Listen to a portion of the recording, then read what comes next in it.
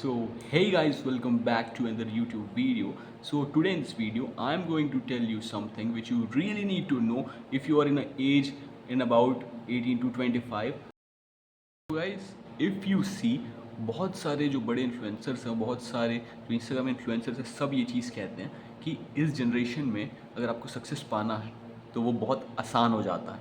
But you have to wonder why. Guys, if you see in this generation, जो आजकल की जो youth है वो रिलेशनशिप्स बनाने में लगे हुए हैं. किसी एक गर्ल या एक बॉय के 4-5 रिलेशन्स पहले से ही रह चुके होते हैं.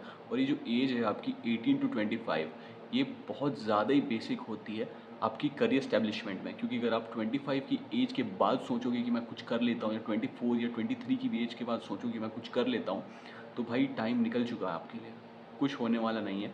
सो यही टाइम है 18 टू 25 की एज कि कुछ करो, अपने आप पे फोकस करो.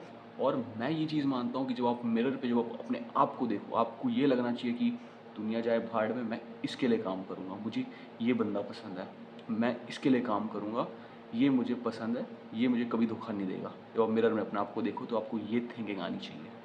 इसीलिए अपने आप पे फोकस करो, अपने आप से ही प्यार करो यार, क्योंकि आखिरी में यही बंदा काम आएगा और कोई काम नहीं आएगा. तो it is a very famous quote by William Wordsworth and one of my favourite quotes. And William Wordsworth said in this quote that strongest minds are often whom the noisy world hears least. So be delusional, work on yourself, क्योंकि हमेशा यही बंदा काम आएगा. जब आप mirror पे देखोगे तो आपको यही लगना चाहिए कि यही बंदा काम आएगा अपने आप को देख के, क्योंकि और कोई ज़िंदगी में काम नहीं आता भाई. सबसे पहले आपको अपने आप से ये क्वेश्चन पूछना है कि where do I need to reach, मुझे कहाँ तक पहुँचना है, किस लेवल की सक्सेस चाहिए, किस लेवल का फेम चाहिए. ये चीज़ आपको अपने आप से पूछना है. और अगर आपने ये चीज़ नहीं सोचा, आप अगर डिल्यूजनल नहीं हो, आपने अपने बारे में कुछ भी नहीं सोचा है, तो यार आप बहुत बड़ी मुसीबत पे हो.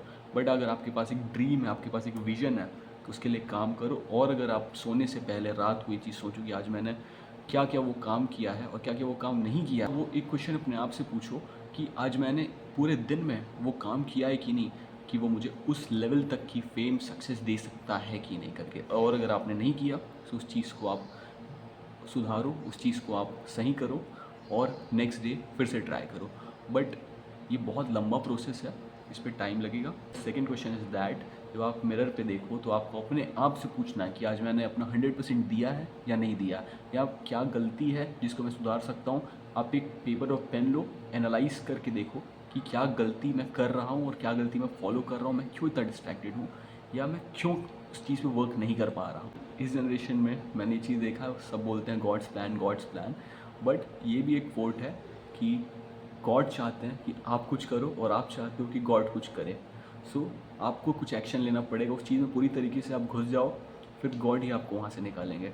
बट पहला एक्शन आपको ही लेना है. Third and the last thing is that when you look at the mirror, आपको ये चीज़ लगना चाहिए कि मुझे अपना बेस्ट वर्जन देना है, मुझे अपना बेस्ट देना है.